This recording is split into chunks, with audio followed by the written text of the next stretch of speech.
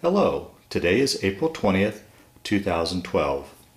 We're meeting today with Mr. William Shirey at his home in Estes Park, Colorado. My name is Brad Hoops. I'm the interviewer for the Northern Colorado Veterans History Project.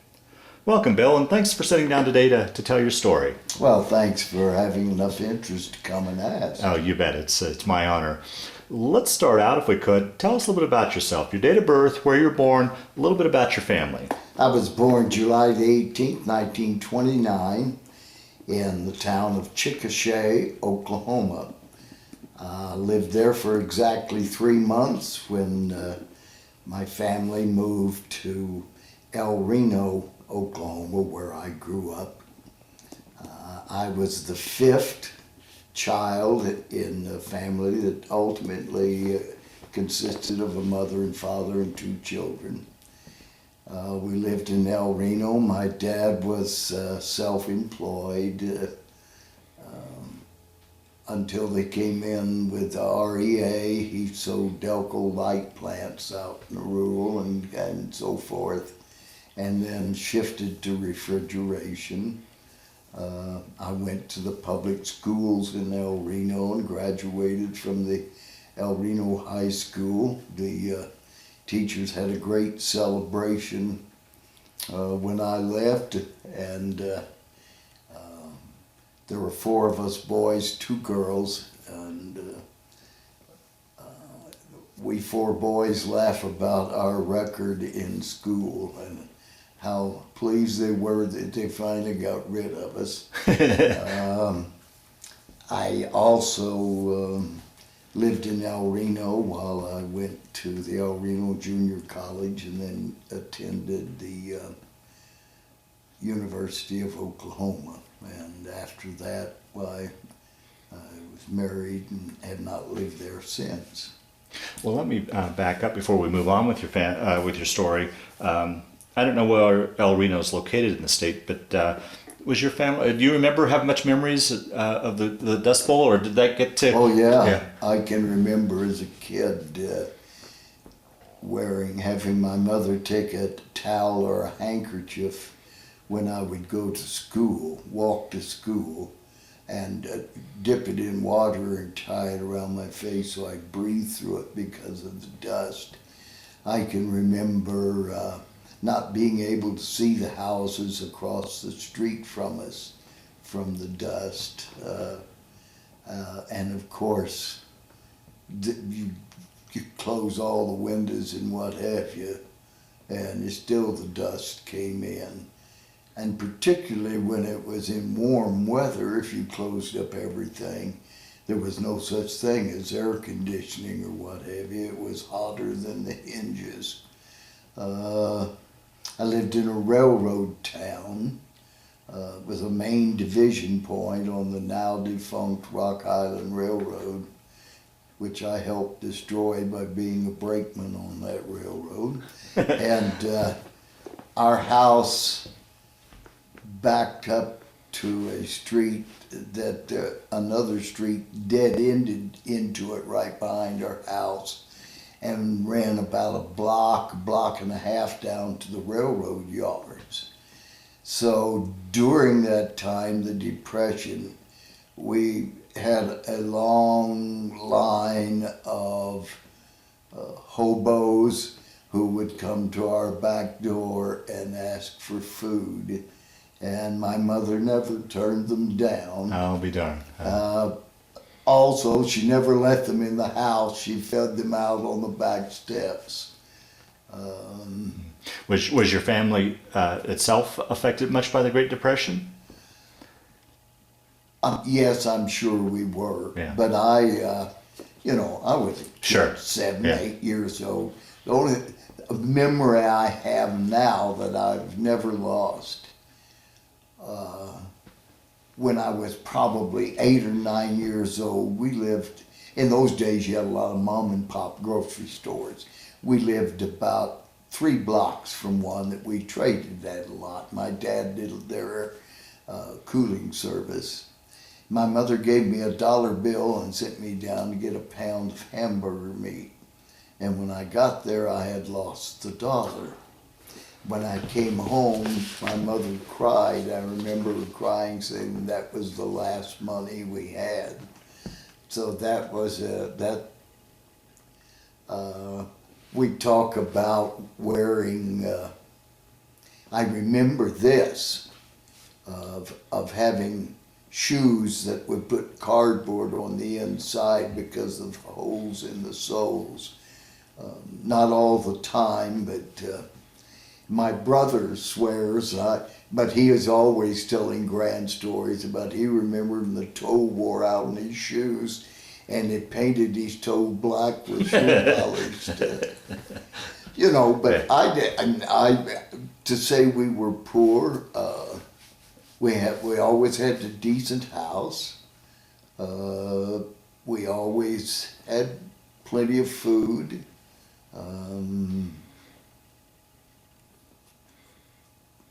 I didn't know any difference. So I don't know whether we were or not, and everybody I knew I thought was about the same as we were.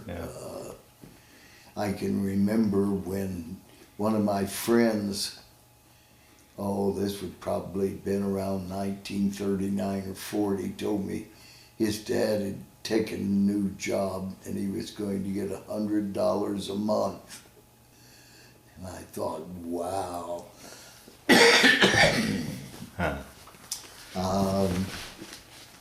What was it like during the war years with rationing and stuff? Can you talk a little bit about?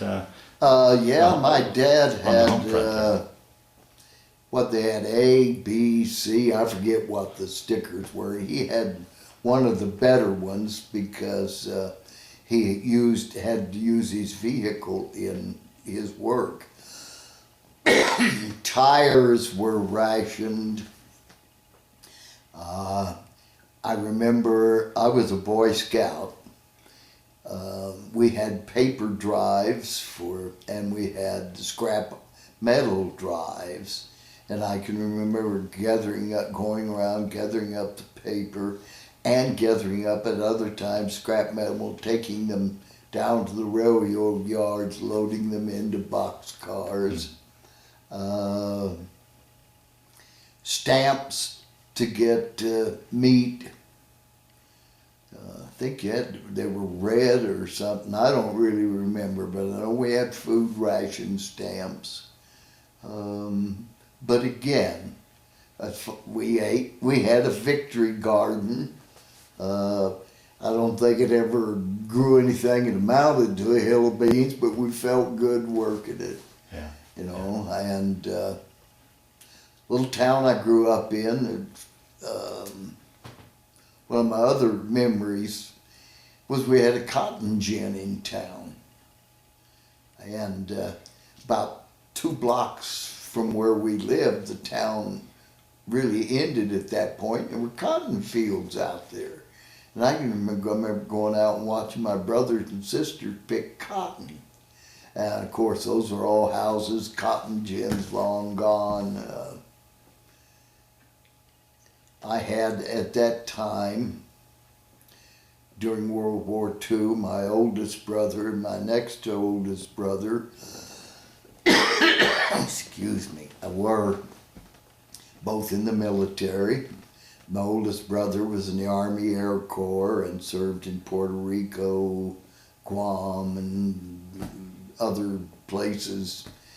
My next oldest brother was in the Navy and served all over, and was actually on a ship that took 3 kamikazes off of the Philippines and was sunk, and he earned he was nominated for the Navy Cross.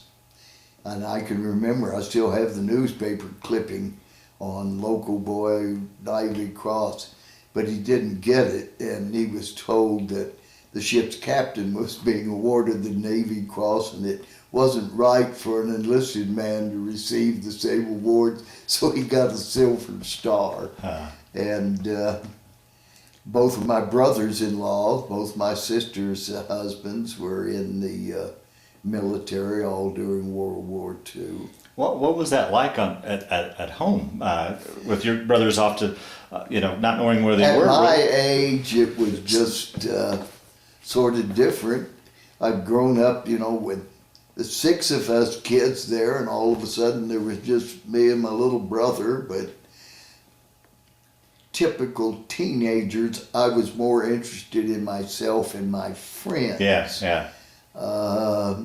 I've often thought about what my mother at that time would have been in her upper 40s, what it would have been like to have had 2 sons. Right. And not really know where they were, Right. what they were doing, or wondering if somebody was going to knock on the door with a telegram. Exactly. Yeah. That was,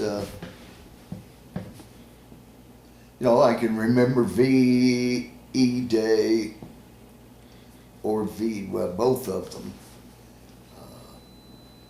And everybody went downtown, built bonfires in the streets, and that was a big, big celebration. Of course, by then, I was old enough that I really understood what it meant, because I'd been counting the days when I was going to be drafted. Sure. And yeah. that's about it. Okay. Unless you have something. Well, okay, we'll go ahead and take your story forward now. So you're off now to University of Oklahoma. My military career started while I was in high school. Oh, in high. Okay. Yeah, let me explain something. Okay. I am a retired guardsman.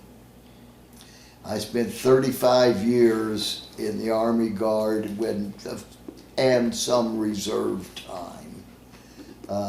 So when I was a senior in high school, I lied about my age and enlisted. They were reorganizing the 45th Infantry Division. So I enlisted in that. That would have been in 1946. And in 1947, I graduated from high school, and in September was shipped off to Fort Benning, Georgia, to the infantry school. We called it Benning School for Boys, to attend the infantry non-commissioned officers course. And we were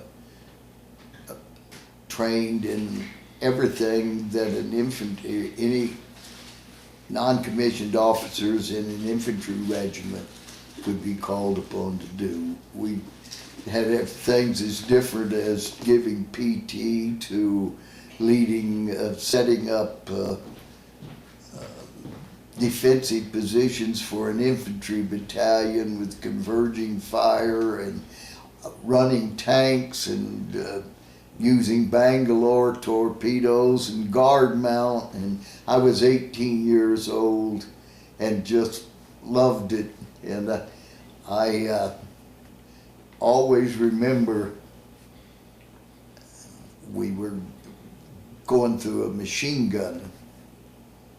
One of the things, learning how to run firing lines for machine gun training and what have you.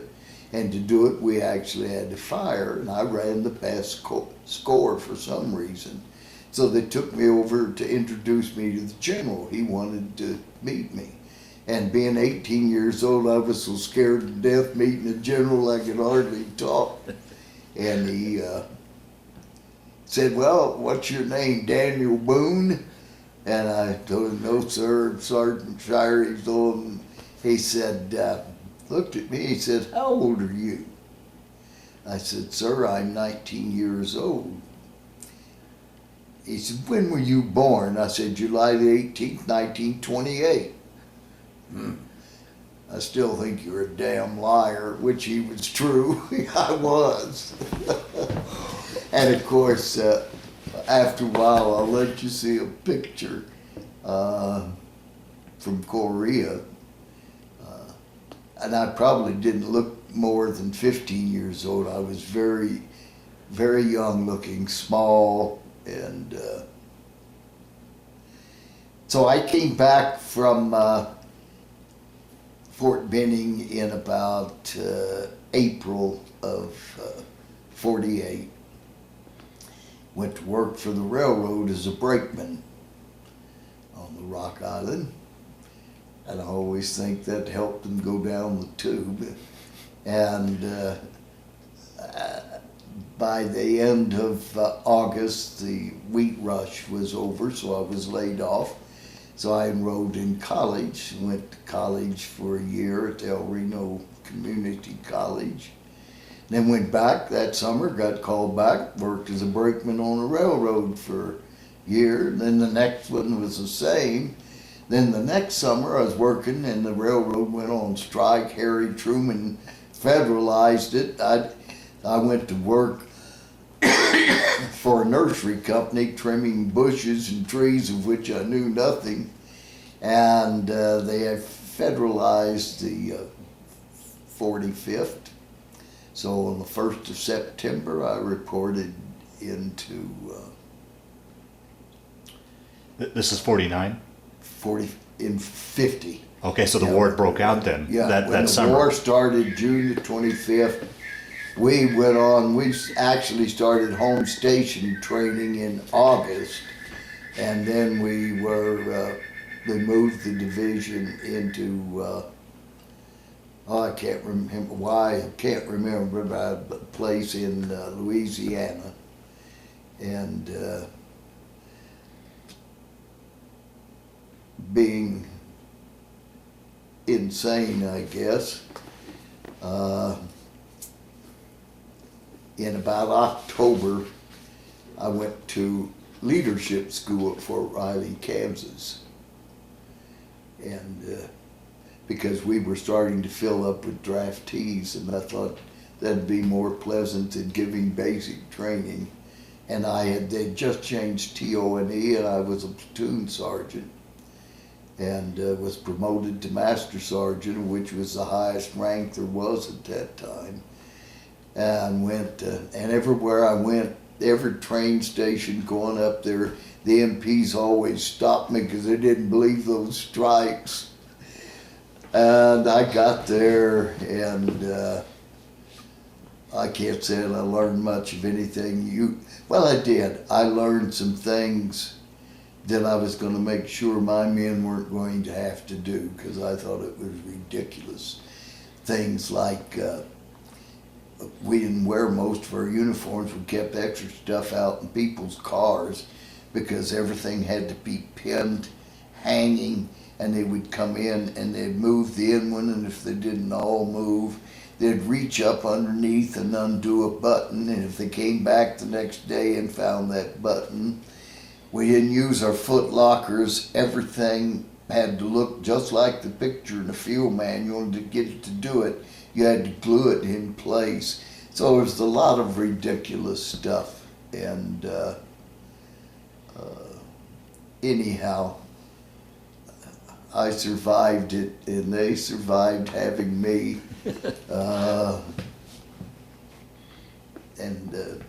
When I went back, my company had filled up with draftees, and they'd mostly just getting started basic training, so I didn't miss anything. I spent time giving basic training, and then about the 1st of March, maybe the end of February, 1st of March, they loaded us on the USS Marine Lynx in New Orleans.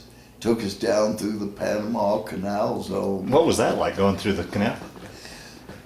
It was strange, and the really weird part, the part I remember the most is not something for some unknown reason, they stopped us at the Pacific side. And for some unknown reason, they let us all off that evening. And so we all went to the NCO club. There was a base there. They ran out of glasses and pitchers, so we were drinking beer out of steel helmets. But all of us, pretty well looped, made it back to the ship, formed a platoon on the beach, and got on. My other great memory of it is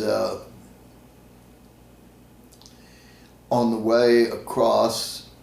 Well, then, that begs the question. Here's a landlocked Okie going to sea. What was that like for you? Did you get your sea legs? And yeah, I didn't bother me. The only time I ever got a little, we were doing PT and we were doing what we called squats. And the ship was going like this and I'm trying to go like that, and it kind of got to me.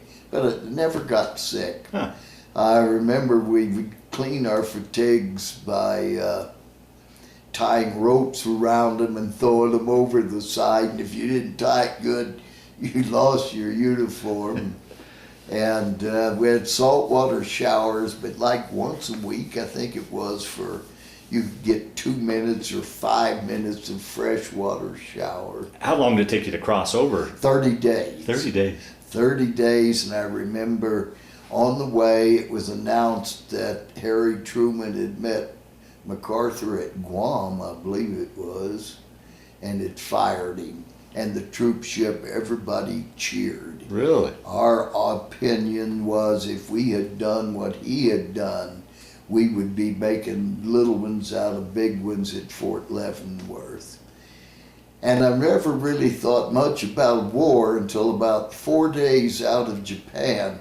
All of a sudden we got 2 destroyers escorting us, they told us they were looking for mines, going like that day and night in front of us.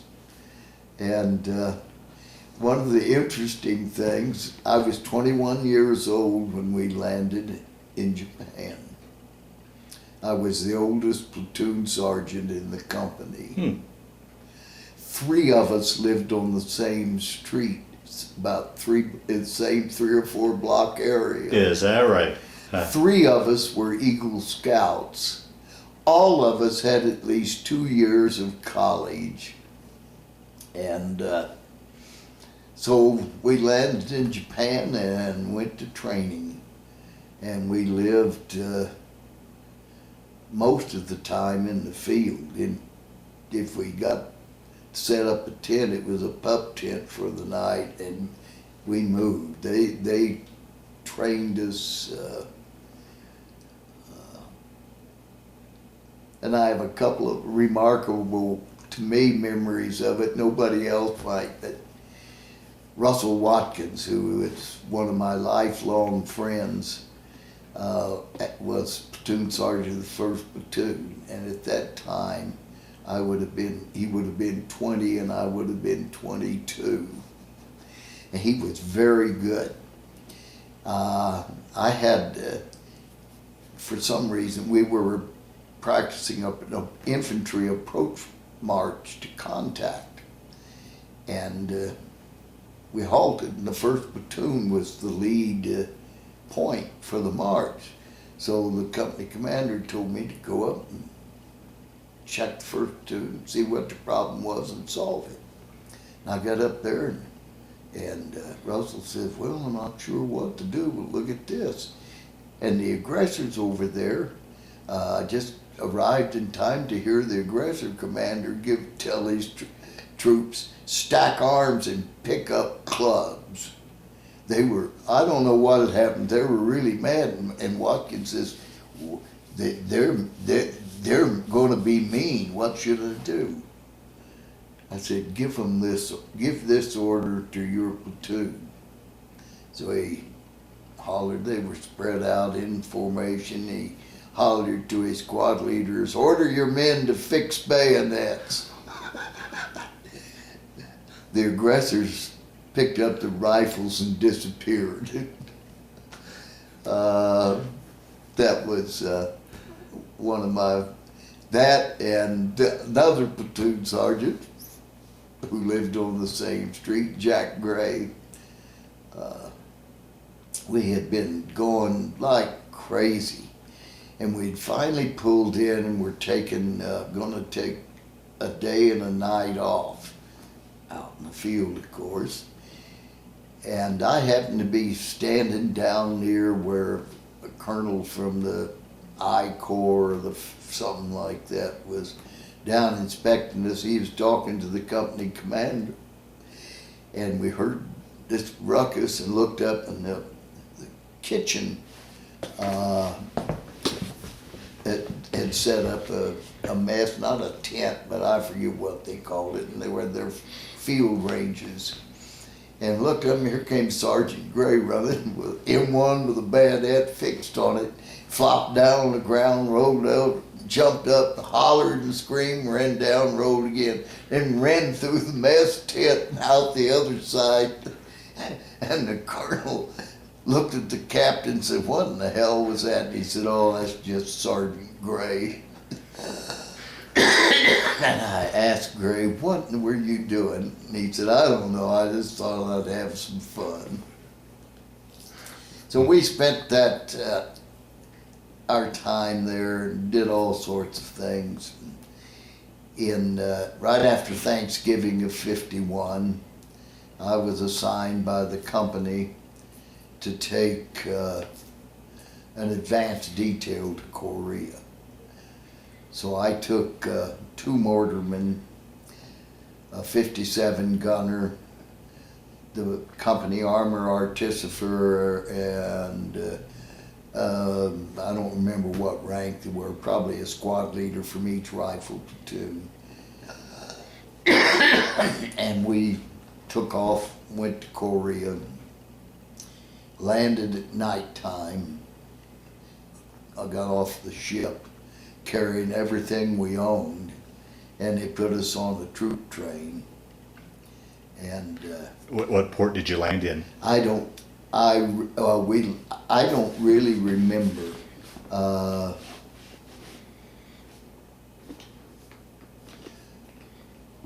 I assume, thinking back, it was probably Incheon, but I don't really remember. Mm-hmm. And the reason I'm saying that because our rail ride wasn't that long. Okay. And we were over to the left center. Okay. So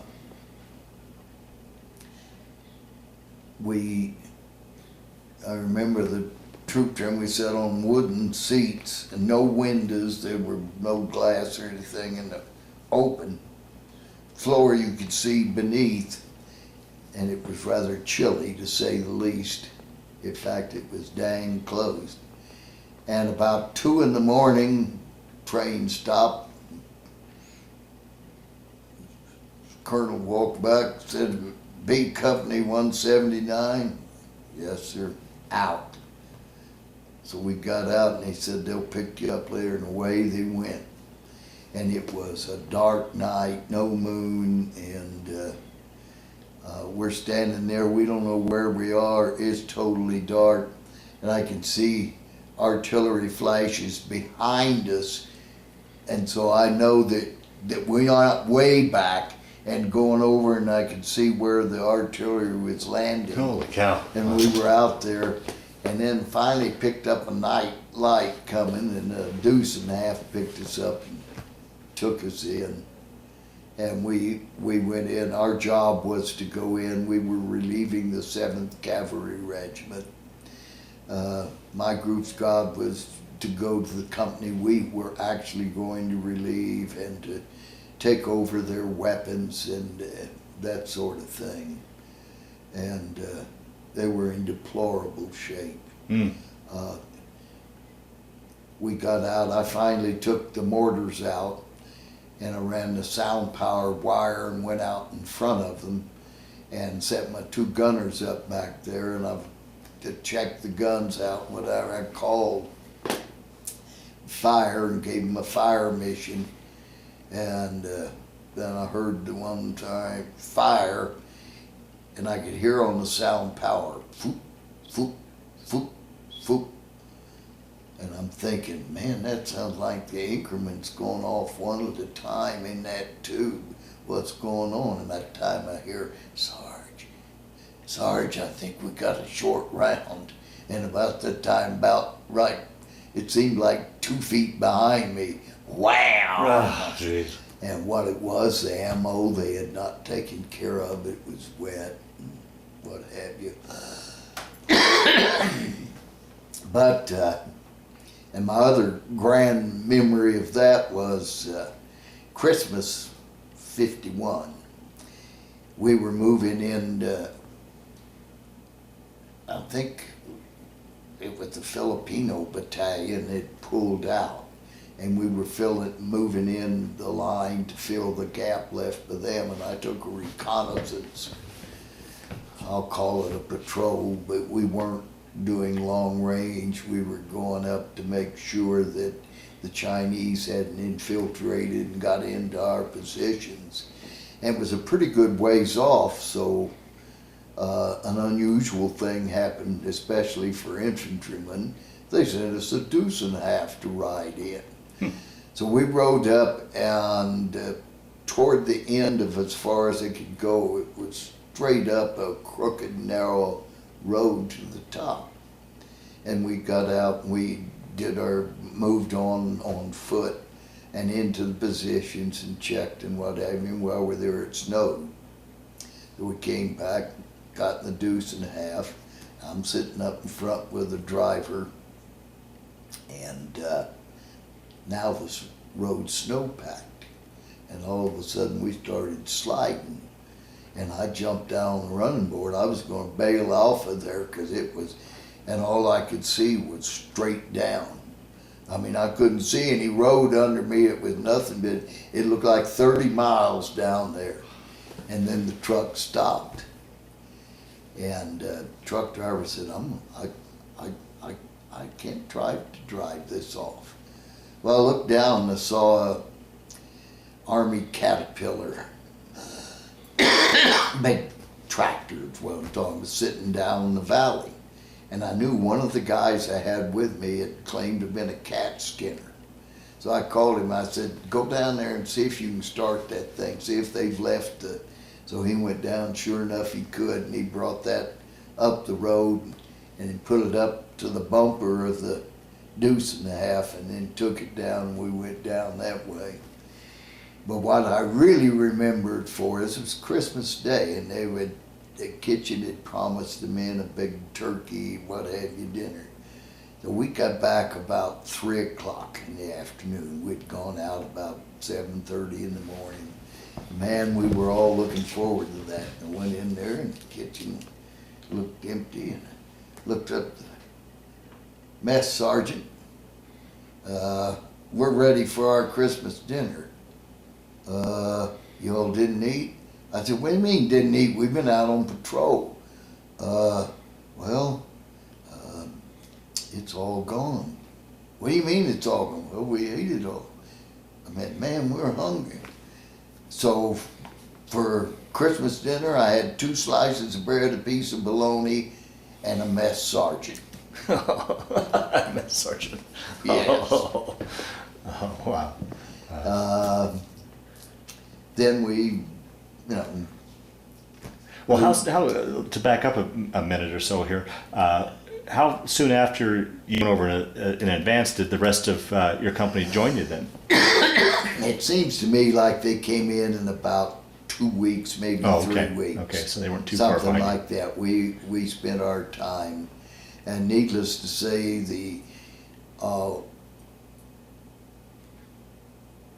Cav was glad I can still see them all loaded on the backs of deuce and a half, driving off and hollering and yelling, leaving us there by ourselves. Our troops were coming in later. Almost. They left about 30 men behind who didn't have enough time to go home. And my memory of them, all they could talk about was bugging out, bugging out, bugging out. And I finally got them all together and I said, let me tell you something. The next man I hear say these 2 words, bugging out, is going to find himself on the end of a shovel digging a 6x6. You're not using that anymore. So I kind of stopped that. But I sort of, now I sort of understand it in a way. They were probably not too happy because their outfit was going and leaving them. We stayed in there, I don't recall now how long in those positions. And all the time we were in there, I got a shower No, I didn't get a shower then at all. My first shower in Korea was while I was waiting for the company to come. We'd been given a Jeep, and one of the guys reported that he had heard there was a shower point someplace. So I loaded up as many guys as I get and said, we're going to see you the next time, and we went and we found it. One tent, and nothing but shower in it, and they had a trailer over there with, I don't know what they had in it. So we had this, this is snow-packed ground, it's probably around zero. We strip out in the snow, run in barefooted, take a hot shower, it was wonderful, and then run out to dry off and dress. And probably I set a world's record. I don't think it took me more than 15 seconds to dry and completely dress, boy, all the way up, web gear, the whole thing. And then never saw another shower for 2 or 3 months. Wow. Not enough water to do a sponge bath or anything. We used all the water on our positions to hopefully get it warm enough that the snow might melt a little bit. We could use it to shade, because they didn't care come hell or high water or Chinese charge or what. You had to be clean shaven. So we had all the time I was in Korea, we were always short of 2 things: ammunition and water. We learned to eat our food, sea rations, and to eat it frozen so that you could take one of my most horrible meals would be a can of sausage patties. And that's what you gotta eat, a can of sausage patties packed in grease. And they're all frozen. The only way you can eat it is take your bayonet, chop out a piece, hold it in your mouth with thaws, and swallow it. And it was horrible, but it was better than eating nothing. And what were your living conditions like? well, for the first 3 or 4 months, slept on the ground. They did issue us what we call mummy bags, because they were sort of mummy-shaped sleeping bags. You may or may not take your boots off. I generally, and I think most of us were the same, kept my boots on and took my parka off. I had a parka and used it as a pillow, depending on how cold it was. And lay down and slept with a weapon, loaded. Now I like to tell the story about waking up and it was just beginning, wasn't quite first light out, just enough to cast enough light into my bunker that I thought I saw something moving down at the end of the, what in the world? And I saw it move again. And it kind of, I still wasn't waking. I had it 45 then I was sleeping with, and I pulled that thing out. Took it off safety and just getting ready to squeeze, and it moved again, and I started squeezing, and all of a sudden it dawned on me, that's your foot, dummy. And I thought, I don't think you get a Purple Heart for shooting yourself in the foot. Well, let me ask you, as we talked about your conditions, and particularly for someone like me that's never been in those conditions, never been in battle, I've been out camping for a few days or worked outside in the cold, but I always knew I had a hot bed and a meal to go back to. I mean, the way you've talked here, you hadn't showered for a long time, so hygiene wasn't so good. Food wasn't good when you did have it. You're out in the elements, sleeping out in the elements, living out in the elements. I mean, to me, any one of those could break a man, but on top of that, you had the umbrella of war. How did you make it through that time period, do you think? I don't know. I think possibly because two things. So it's all I can think of. We were highly trained. I mean, we were trained, and I had trained extra by going to that MCO. So we had trained, and then we had the privilege of training the troops that we took into combat. So, for example, the guys in my platoon, I had trained them. And if they weren't any good, it was my own fault. Yeah. So I made sure they were darn good. So and we had a number of, funny things happen with them. But I think the second thing was we were young. When we went into combat, I was 22 years old. And while I hadn't been in on the line more than about 3 weeks, my platoon leader was transferred to the company XO, and I became the platoon leader. And I spent the rest of my time in Korea functioning as a platoon leader. I can't tell you how I felt about it because I don't really know. I know that you just didn't think about it much, because if you'd laid there and thought 200 yards over there is another guy lying there, but he looks different than you, and the only thing he wants to do is kill you. Yeah. So you just didn't think about it. I mean, literally did not think about it. I've never really much thought about it till I stepped off the troop ship. And no, actually before it, we pulled into Puget Sound, and I saw the U.S. And the only thing I could think of was, thank God I made it. And probably for about a year afterwards, I would break out in hives occasionally. I have no idea why they finally went away. I couldn't, I came home the first Sunday I was home. I wasn't out. They'd given us a 7 or 8 day pass because they were running behind in processing. Went to church with my family. And I had to get up and walk out. I couldn't stand sitting in there. I guess I was so nervous I couldn't handle it. And what, year, 2, 3 years later, I don't know when it was, I saw a war movie, Battleground, which had a couple of hilarious scenes in it, I might add.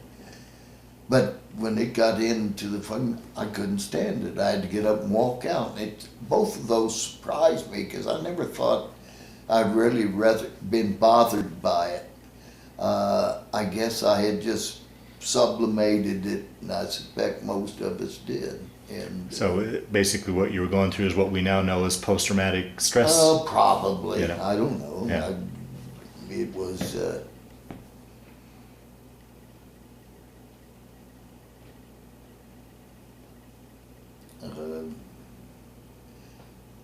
just didn't think much about it. Yeah. Certainly didn't think about it. I mean, you'd gone crazy if you'd sit there and thought, well, once the next round comes in, we had funny things. A guy in my platoon, I won't name him, out on patrol. And they came back in, it was a night patrol, and they came in and he was late or something. He was always late. And he got hung up in the barbed wire coming in, missed the deal, and they hurt him. So they thought it might be one of their own troops, they weren't sure, so they called out the challenge. Well, he couldn't remember the countersign. And finally, they threw a white phosphorus grenade out there. And at that point, there was just enough light, and he jumped up, it's me, whatever. Mm-hmm. And so they got him in. He got the medic to pick the white phosphorus out of his butt. And when they got through, he's giggling and laughing. Said, oh, I'm going to get a Purple Heart. And the other guys in the platoon said, you're going to get a Purple Heart You know what? You ain't getting nothing, you turkey. So I remembered that. I was taking a group out and we were on an ice path with a straight drop down, and it just happened as I got onto it, incoming. And so I went down, and my helmet, I didn't have enough, we'd rarely strapped them on because the helmets of that time didn't have a very comfortable strap. My helmet went off, and this is what I figure happened. My rifle butt hit the ground and my feet went out, and the rifle popped me in the back of the head and knocked me out. I landed up in the bottom, and when I came to, I thought I was dead. Then I opened an eye. I wondered where it was. I opened an eye, looked around, thought I must be in hell. Then I opened the other eye and I thought, no, I'm still alive. I'm down here, and I could see up the top of the hill my guys standing down looking at me. I got up and wiped the blood off my head. I was bleeding. And I thought, when I got up, they said, boy, we better have a medic look at you. And I said, I don't think so. Just give me something to wipe on it. All I could think of was Eddie. And I thought, boy, I'm sure not going to let him put me in for a Purple Heart. And nobody was going to. We always back then thought you had to lose an arm or a leg or get shot in the gut. It was another memory I have that stays with me. Again, we had moved to a blocking position, and we were spending a couple of 30 days moving out of that blocking position over to another position and building positions there. And to get there, we had to go on another trail that was straight down. This was a warmer time of year. It wasn't ice. And you could look down, and there'd been a number of trees, shrubs growing out, and they'd all been blown off, so they were just stubs. And you could see several dead bodies hanging on the stubs. That was kind of reminded you of what was going on. Wow.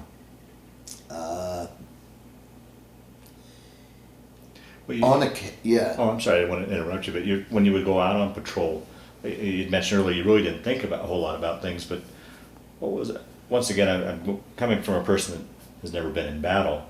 What are you thinking as you're going into harm's way? I mean, to me, there's three parts where you're thinking when you're leaving, go into out on patrol or battle. Once you're in the thick of it, and then once you're back and laying in your sack and have time to decompress. I mean, or do you think about these things, or are you able to put that out of your mind, or? I don't know. For me, I put everything out of my mind just to make sure that I was doing the right thing. I had my troops. And on top of that, you had the added pressure and responsibility of your men. That's all, and I guess when I got back, I always felt glad to be in this hole in the ground, and honestly never thought a lot about it. Okay. Yeah. You know, it was another way of looking at it. It was a way of life. That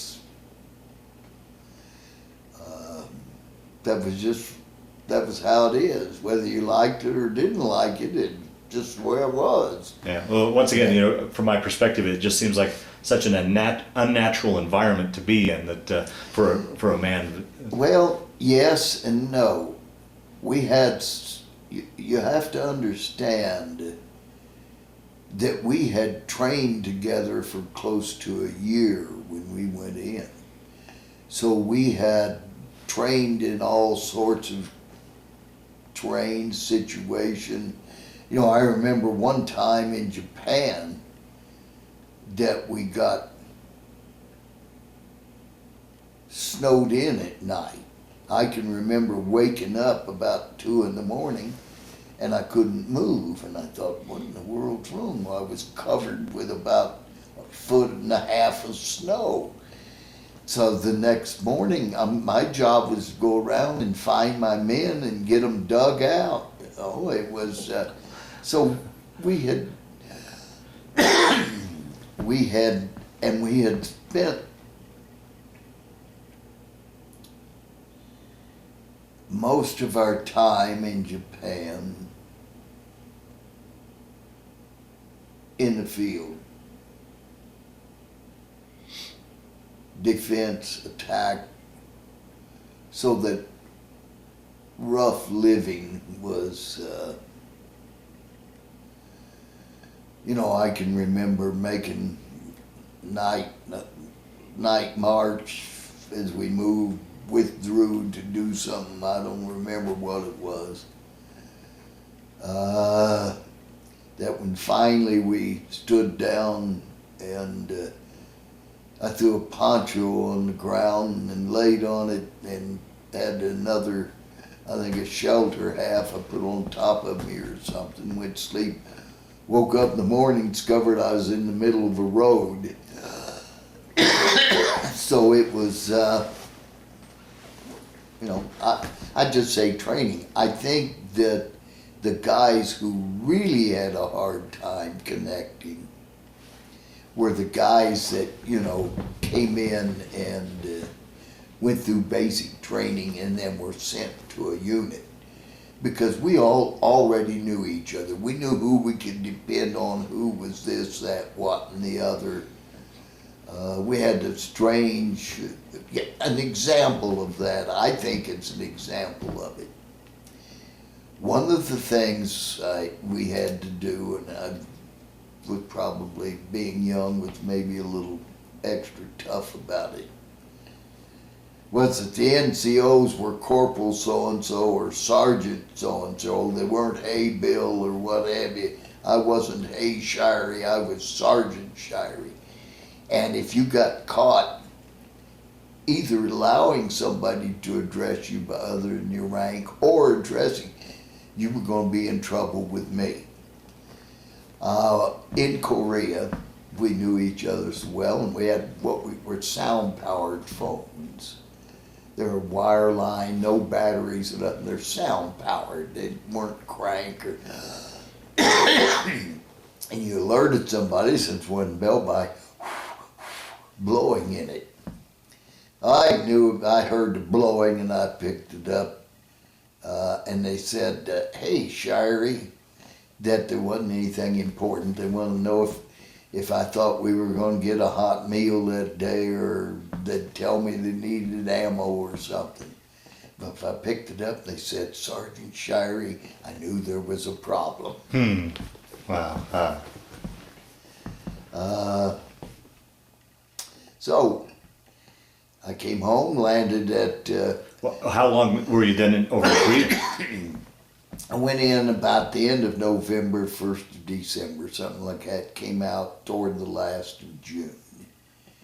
I was the last guardsman. That was an interesting thing.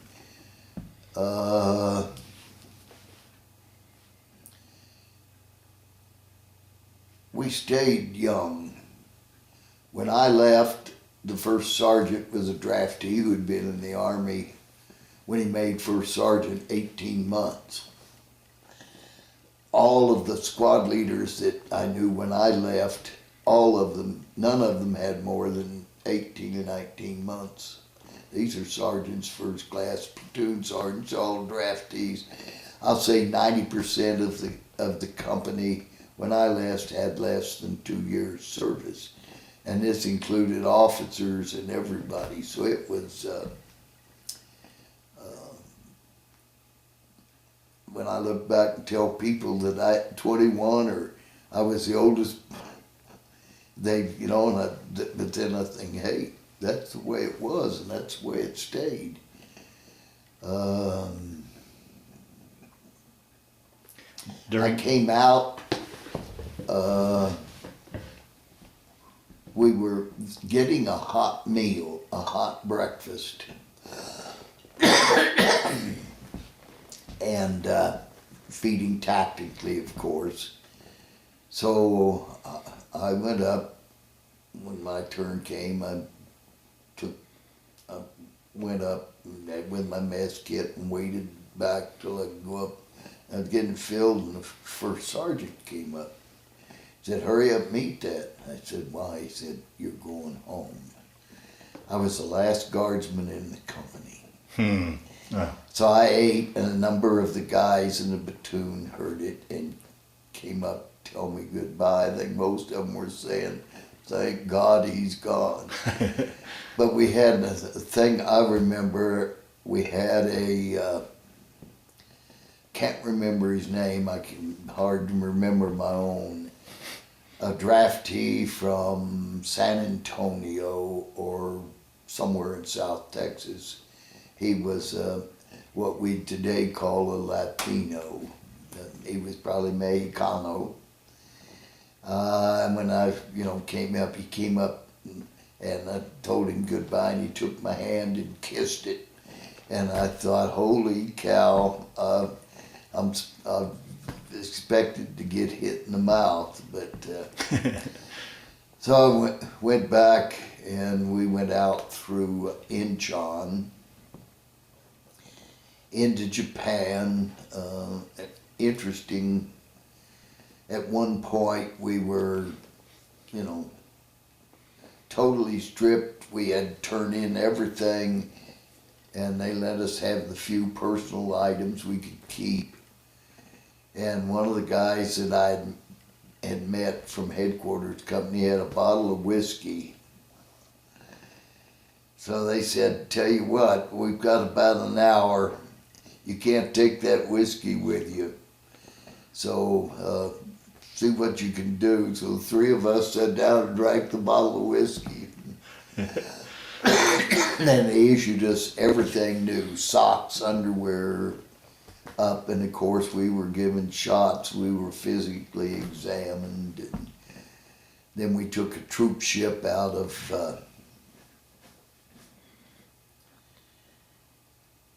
Sasebo. And I was put in command of a compartment on it. And for some reason there was an old boy with, I guess he was regular Army. Didn't like me, he really didn't like my stripes, wanted to know was I a regular or what. I told him I was National Guard, and he got on me and looked like he was going to hit me. And I had these two guys from headquarters company. One of them stood about 6'4". Neither one had an ounce of fat, and the other guy stood about 5'7", 5'8", but his shoulders were about, 2 axe handles wide. And he didn't see him. They came up behind him, they grabbed him, held him up in the air, carried him over to the rail, and said, "If we ever hear you even speaking to Sergeant Shirey again, we're throwing you over the side." So he never bothered me anymore. And we landed, and with the interesting, when we landed, of course, we wore Class A's off. And at the bottom of the gangplank, there were 3 bands. A Navy band, an Army band, and a civilian dance band. And 2 or 3 good-looking gals hugging each one of us as we came off. They put us on buses to take us to Fort Lawson. We had come into the port at night, and we'd laid there overnight. And I might add, when we came in, they had fireboats out shooting water up. Man, I thought, man, we're big time. And on the buses taking us out there, wasn't a parade or anything, but we went through some area of Seattle. I don't know what it was, but there were a number of bars. And this was probably around 10 in the morning. And we'd have guys run out and hold a beer up to us, and people run out with flowers. And got us on, and they took us to the mess hall, cook us steaks. And what do you want? And everybody said the same thing, milk. And steak, you want a steak? Yeah, how many do you want? And I was very fortunate. I flew out that night, and we flew to somewhere in Montana, gassed up, got into Denver about 8, had breakfast, got into Fort Sill right around noon, and my parents picked me up, and those 2 guys I told you about, they were from Elk City or Clinton, I forget where. Took us home, fed us fried chicken, and I went back in about 8 days and went through processing and was released from active duty. And went back and discovered I was now Sergeant Major of the 1st Battalion, 179th Infantry. And was quite a respected person in that position. So it was, along came February, and they said, you know, we'd like to commission you. And I was being young, dumb, and ignorant. I said, fine, I'll take it. So I went to a federal board where they have to, when I got there, they said, you know, we don't really see much questions to ask you or anything. So I became a 2nd lieutenant. And I discovered quickly that the colonel who used to ask what do you think of this, Sergeant? How about this? What if we did this now? Didn't even know my name. And one of the first things that happened to me that summer, was sent 2 weeks to military courtesy classes. So it was kind of a shock, and I've often wondered about it, but I stayed and worked my way up and became a captain of infantry. And then being sort of ignorant, after 18 years, I resigned my commission. Then Vietnam got going, and I got to thinking, well, maybe I'm. So I went back and was approved, but had a problem. By then I was a priest. So I went in, and my people at the church got it filed up. Then I took a parish in Lawton, Oklahoma, where the let's back up and how. You want to know what happened to me? How you got on? I got back, went to college, got a bachelor's degree. Then I went to law school, got a Juris Doctorate. Wow. Worked for what was then the Texas company and became Texaco, and now is whatever it is, for 5 years, and then quit and went to seminary and was ordained to the priesthood in '64, and resigned my commission. And I took a parish in Lawton, Oklahoma in '71. And most of the parishioners, most of the males were either active duty or retired Redlegs, artillerymen. And they told me, you need to, you're crazy. So I had a good friend, I probably spoke to you of him before. He's the guy who came running down through the mess fly, Jack Gray, God rest his soul. Was in law school with me, and he was attorney for the 2-star general, private. So I called Jack one day and said, can you give me an interview with him? I think I'd like, he said, all right, let me see. Called me, said, you got an interview at 9 o'clock in the morning. So I went in and I said, he said, what do you got in mind? I said, anything, whatever you got. I've been an infantryman all of my life, what have you. He said, well, what I need is a chaplain, because most of my chaplains don't even know how to put uniform on. So I said, whatever. So he called the chief of staff in, and chief of staff came in, he said, well, we can't do this. it's 12 days till he's too old. And they can get these through, and the 2-star said, yeah, we can. Because you'll be on an airplane this afternoon flying to Washington, D.C. and getting the stuff you hand carry it through. Wow. So about a week, I got a call show up. Federal board's going to question. I get there, and they looked at it and said, man, we don't have any questions to ask you. Put your hand on the flag. And so from a captain of infantry, I became a chaplain, and probably would have been a lot better chaplain if I hadn't spent 18 years in the infantry, because that never left me. And some people were quite startled to be stopped and given a first-class chewing by a chaplain. Also, some of my chaplains weren't too excited.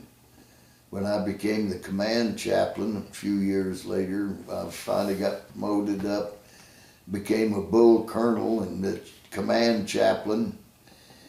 And I required that all the chaplains learn how to handle a rifle, field strip it, fire it, clean it, all that. And they, we don't carry arms or not. I said, I know you don't carry arms, but you got an assistant and he carries one. Well, that's right.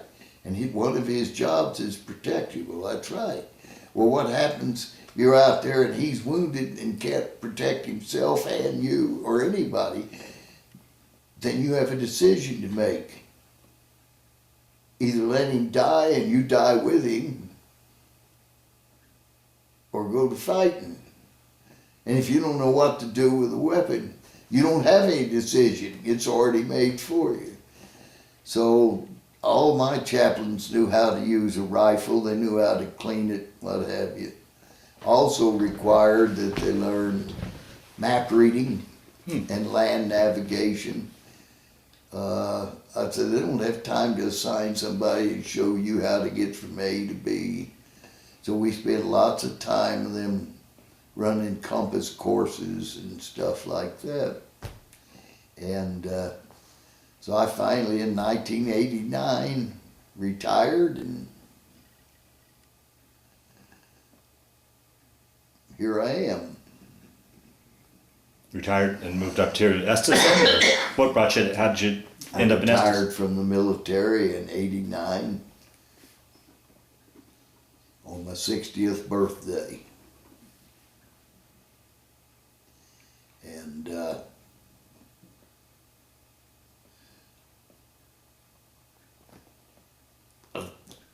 I'm not sure what happened. When I went back, I was a captain. And I was told I'd have to spend 7 years as a captain, that they wouldn't count any of my other time. And I found out that that wasn't right, and I almost got blown in the head, but I made major in about 2 years. And when I went back, I thought, well, if I'm really fortunate, I'll make major and I'll retire as a major. And then they came along, and the deal came up, and I got called and told the general called me. I said, well, you know, if you'll promote me to lieutenant colonel, I'll go over there. Not, I'd just soon stay where I am, but I'll go wherever you send me and do the best work I can. He said, can we do that? And I said, yes, you do this, that. And he said, well, let me check. Called me back a couple of hours, said, you're going over there, you'll be a lieutenant colonel. Going over to where? Over to the artillery. Oh, okay. I was the artillery chaplain. Oh, okay. So I spent time as an infantry brigade chaplain, artillery brigade chaplain, and then that what they call the special troops chaplain, that had the MPs, the engineers, all that moved around, and then the command chaplain. It was And this is all at Fort Sill? this was all over creation. Oh, was it? Oh, okay. Oh, okay. It was an interesting time, and helped keep me off the streets and out of the pool halls. Then they came up with another change, and I was went before the board, was supposed to go before the board for promotion to colonel, which is competitive. And I knew guys that I finally asked, have you ever heard from the board? And the guy says, yeah, you want to see a turned down letter? Well, no, not really. And I kept waiting, never heard of it. So I called headquarters and said, what's going on? Got to the second lieutenant, said, oh, well, we didn't send yours in because it's not time yet. And I said, what do you mean? They were supposed to have gone in because of the time. And he said, well, that's not right. I said, you better check. And he called back and said, well, you're right. We're delayed. We'll send them up. I said, what'll happen? He said, yours will go to the next board that sits, and which happened to be a major's board. And when they're through, they will reconvene as a colonel's board. And you'll be, so far as we know, the only one they look at. I said, well, I won't have much competition. He said, no, in truth, all they can do is see if you're qualified militarily, not whether you're any good or not, if you meet the time and all. So next thing I knew, I got a call. The 2-star says, pin them up. You're now colonel.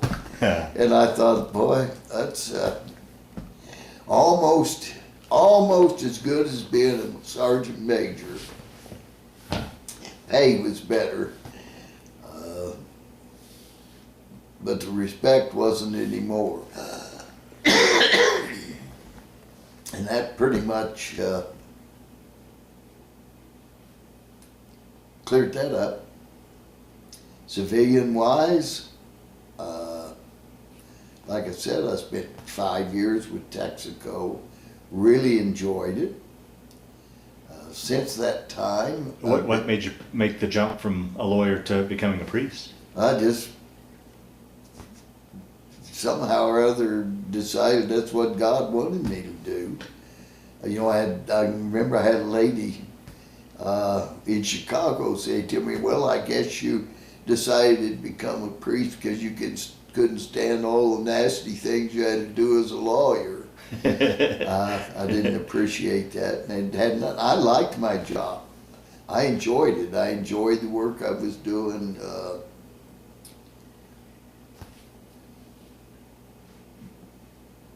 I enjoyed being a priest, enjoyed the work. I served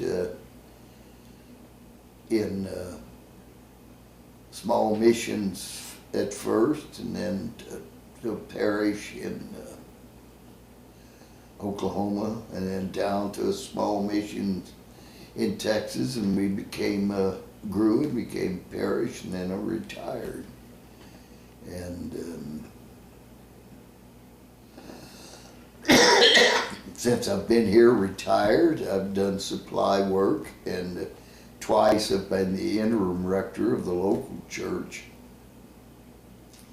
during vacancies. And in fact, tomorrow I'm going to Georgetown. I'll be filling in at Grace Church in Georgetown Sunday.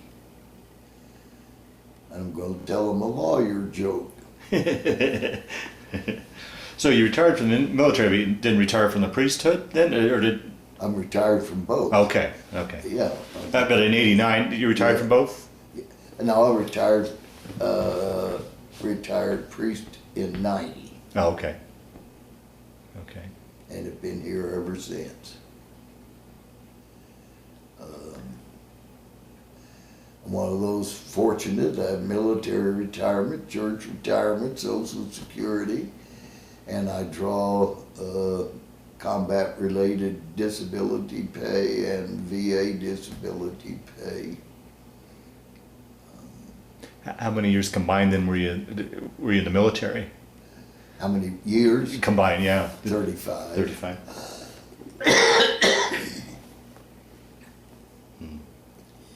Went in at 17, came out at 60, and I had that hiatus when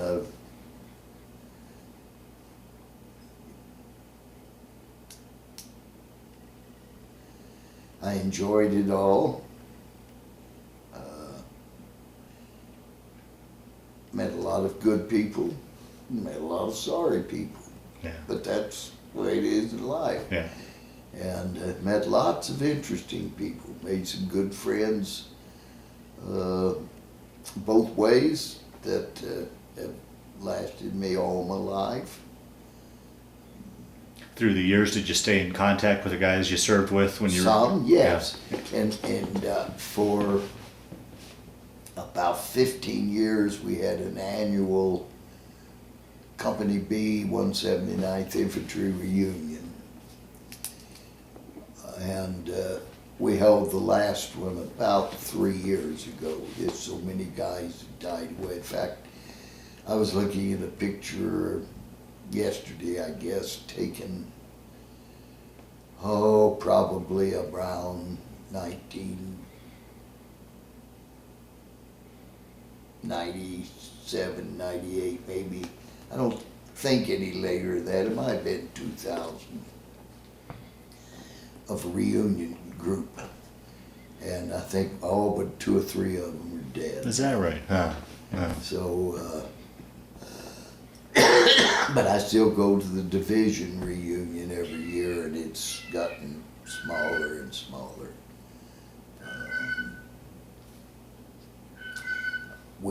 But I suspect we'll be picking up a bunch of guys from the brigade now, because they've done 2 or 3 tours in Afghanistan, and in fact, the 45th Brigade just returned about a month, well, in the last 4 weeks from Afghanistan. They lost 14 guardsmen over there.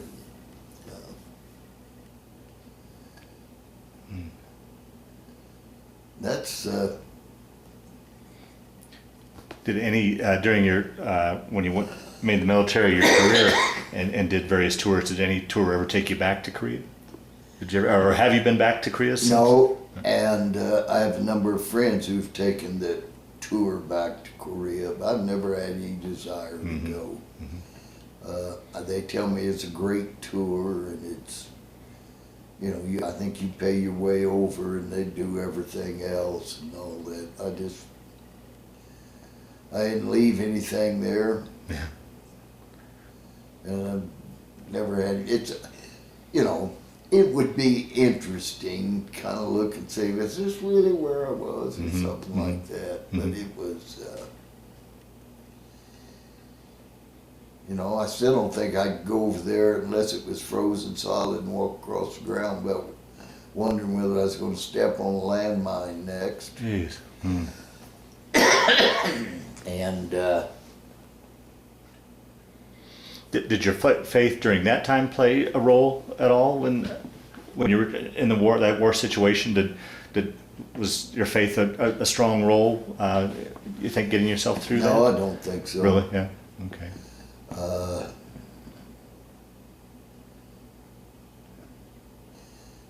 I can only remember once or twice ever seeing a chaplain in Korea. Really? I don't know what they did. Huh. So, I do have a picture of a church call up on the reverse slope of a hill, which is the only time I can remember being in church call all the time I was in Korea. And I'm sure there's good reasons for that. You know, I had one of my profs in seminary was a chaplain in War II, and he had a leg blown off and won a Silver Star, and so I'm, you know, my figure sense is the chaplains weren't back hiding somewhere. It was just the way it was. Yeah. Yeah. We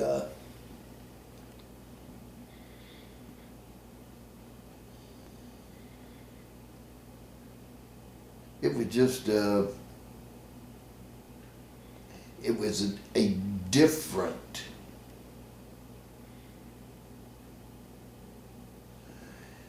there's at least back then, and I'm looking back at it, a difference between living, say, in Estes Park or a town like this, and doing what you usually do, and going to the grocery store and going to church on Sunday,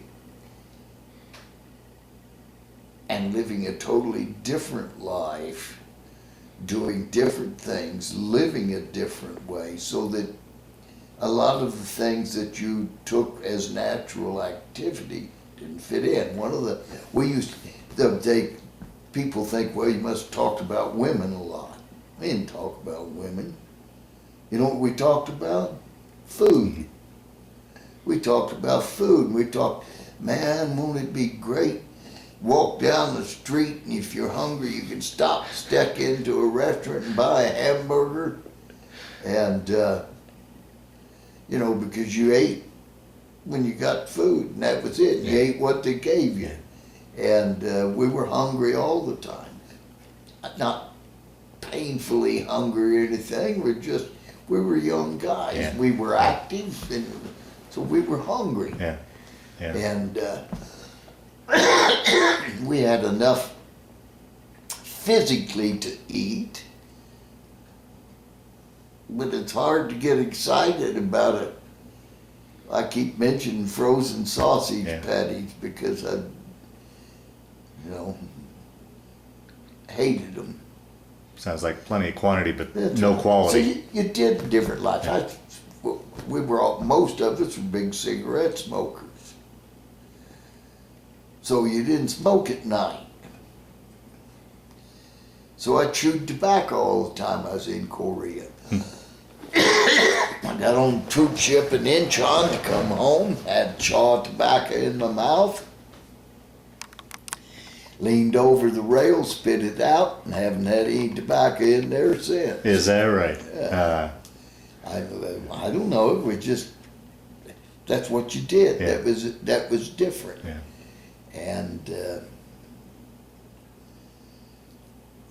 you ate what came up in the can. You might try to trade around with somebody, or Now, during that time you were in Korea, were you on the front line the whole time, or were you guys ever pulled back for R&R? Or we went back in reserve one time that I can remember.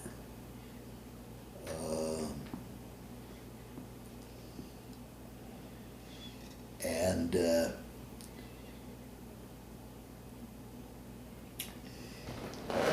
this is one of two things that I remember. In reserve, they were reverted to typical Army stuff. And so I got my platoon together and said, let's just have some fun with this. We may get in trouble when they see it. So I had a mortar platoon in this tent, and a mortar section, and a 57 section in this one. So they had them all gather up rocks. There were plenty of rocks, and we were in kind of a flat field.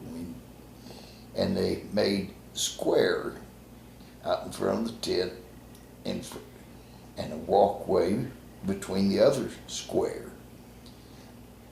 And they took smaller rocks and made outline of mortar and mortar, an outline of 57 and 57.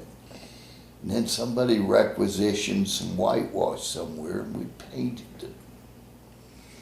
Had it all ready, and command wasn't paying much attention to us, and so we got it all done in one day into the night. They didn't know what we were doing.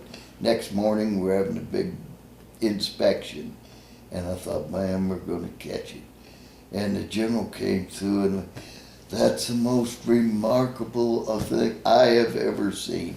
Your troops are to be commended, what have you. We go, oh. It was,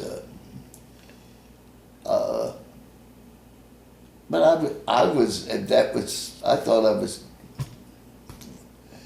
really going to blow smoke at him, and didn't.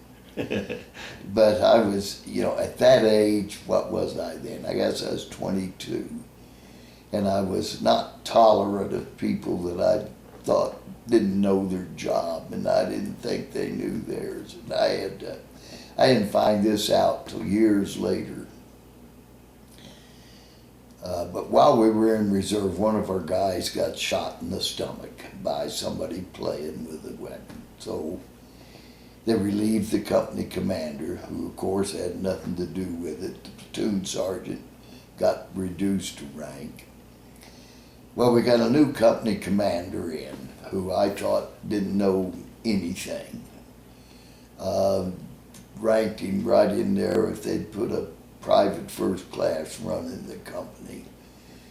Well, he obviously didn't think much of me either, because I let it be known that I didn't think he knew what he's doing. Well, after he'd been with us 2 months, for some unknown reason, I don't know why, he went on R&R to Japan. Well, while he was gone, I didn't know this happened until I was coming home.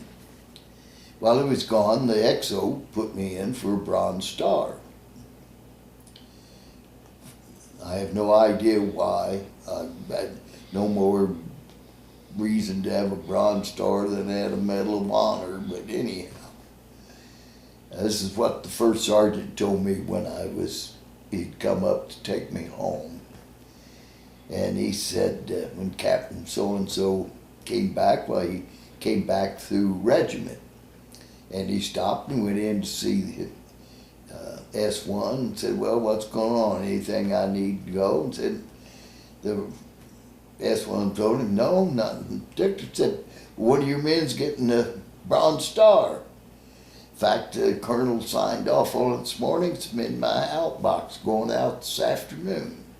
Captain asked me, who's that? Well, it's Sergeant William Shirey. Oh, is that right?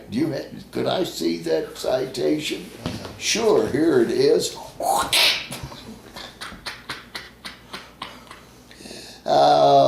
So I could say he didn't like me. He didn't last much longer with me. And the company commander who took his place told me the day I left, he said, you know, I relieved Captain so-and-so 2 months ago. He told me to get rid of you at the first chance. He said, you may not have noticed it, but I've had my eye on you. And he said, you've done an outstanding job. I don't know why he didn't like you. Well, I knew why he didn't like me, because I didn't like him and I let him know. Was the Bronze Star ever reissued? No. No? I'll be darned. And that's just as good. I had no more business getting a Bronze Star than I had getting the Medal of Honor or being elevated to President of the United States. I can't figure out. Oh, it would be interesting to know what they wrote up, because I have no idea what it could have been. Is that right? Wow. But Well, Bill, we'll start to wind down this interview. Just a few more questions, and we'll close her down. You know, the Korean War is known as the Forgotten War. Yes. As a Korean War veteran, what are your thoughts on that? And that it's basically a forgotten war. yeah, And I sort of understand it. It fit in there in between. It was a war that we neither won or lost. It was a war that probably if the Chinese had stayed out of it, the world would have been a little nicer place today, because it wouldn't be a North Korea. It'd just be a Korea, and the Korean people, who particularly those poor souls who live in the North, would be a much happier group of people. Sometimes you get a little tired of seeing all the talk about World War II, Vietnam, but I understand Vietnam. It was long, and we weren't happy with the results. But if you ever go to Washington, you can see a difference. The Vietnam and the Korean War memorials. Have you seen them? I've seen the Vietnam. I haven't been to the Korean yet. totally different. Yeah, The Vietnam is a memorial to the dead. Mm-hmm. A marvelous memorial, but it is a graveyard. Yeah. The Korean one is a memorial to the people who served in Korea. Totally different. The feeling there is different. Mm. And I think that illustrates some of our national psyche about the Vietnam War. I don't think we think that, there were 58,000 died in Korea, that they were wasted, but when we look at the Vietnam War, we think that was a total waste. Yeah. What have you. Yeah. Have your thoughts, how have your thoughts evolved from that 18 to 22-year-old guy that was over in Korea to an 82-year-old man, as far as the Korean War itself, or the wars we've been in since, or war in general? Have your thoughts evolved? And if so, how so? Probably not. I think I can honestly say if they dumped me back 60 years and said, you have a choice, you can go or stay home, I'd go. Really? Yeah. Can't tell you why. Yeah. That's just what I'd do. And Yeah. that's one of the reasons I went back. It took me longer to get back in, and I didn't go in starting to be a chaplain. And I think he was right. That's where I belonged. Yeah. And I can tell you the church wouldn't have been very excited about having an infantry officer as a priest, but was because of part of it was because I felt like, Vietnam War's going on, and I'm sitting at home on my rear. But I think that was the way my generation, Sure. the people who went through the Great Depression, who went through World War II, went through Korea, I think that's the way a lot of us were, that's just what you did. Yeah. Well, the last question I always like to ask in these interviews, how do you think that time, and I think I'll zero in just on your time in Korea instead of your whole military career, Okay. how did that period of your life change your life, affect your life, play a role in your life, or was it just simply a chapter in your life that you went through? How would you answer that? Oh, I think it made a man out of me very soon. That I came out and going to school, that I was not just another college kid. I was somebody who had led men in combat, who had led men and been trained to lead men, who had been trained to make decisions. How that actually affected me, I don't know. If I could go back and try it again without that experience, then I could tell you the difference. But my brain's always told me that it was different. And I was, example, I went to the University of Oklahoma, and I was rushed by a fraternity or two, and I looked around and thought, man, I don't want that. I'm way beyond that. I think I'm going to go back and live like that, like I was a private in the Army. They got rocks in their head. No. So I didn't.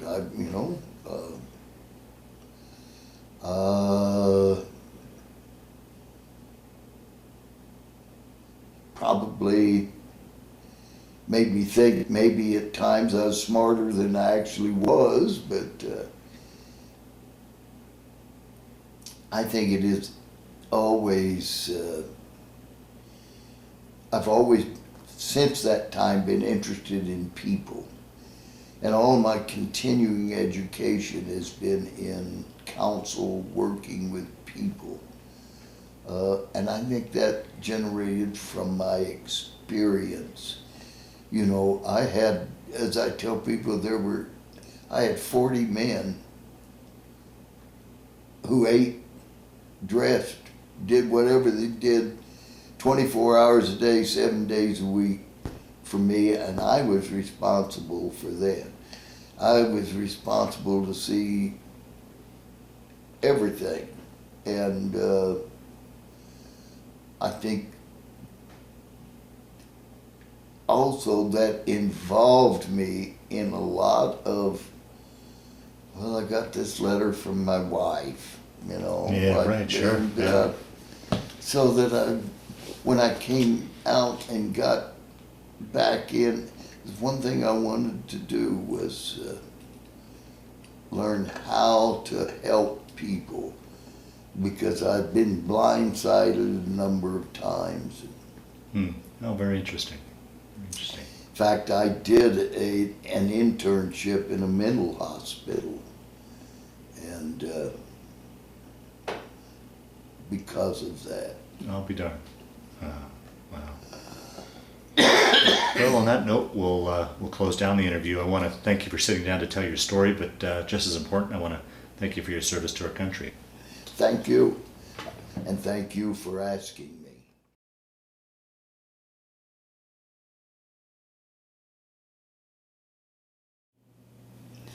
That's a church call, and the only church call I ever remember going to in Korea, and obviously we're on the reverse slope of a position, and most of the guys that you're seeing there were from my platoon. I'm the foremost person on the left of the picture, and sitting right next to me is Bill McSwain, who was my mortar section leader, and the dog, that's Geisha, that Gene Young smuggled over from Japan. And the other big dog over there, which you got to look to see, I don't know whose dog that was. It may have been just something that snuck up there. That's a picture of the colonel taken at, I believe that's at Fort Chaffee in Arkansas. And what some of my troops would, especially the senior non-coms, I spent most of my time with listed and with non-coms, because I was one for many years, called our combat chaplain. That's a picture of myself and Jim taken on the back deck of our house in Mount Pleasant, Texas at Thanksgiving of, that would have been 1989, the year I retired from the Army, and just a little bit before he made Chief Master Sergeant. And Jim's your brother, right? Yeah, my Okay. youngest brother. Yeah. So you all the boys served then in the... Oh, yeah. Yeah. Bill, can you describe this beautiful shadow box here? What you've The got? upper left shows my ranks as enlisted and officer, and the branches, infantry and chaplain. The other stuff coming down is a combat infantryman's badge, and then my ribbons. And then beneath that, the 179th crest, the chaplain's corps rest, obvious my name, and I put my Boy Scout Eagle badge in there. Oh, wonderful.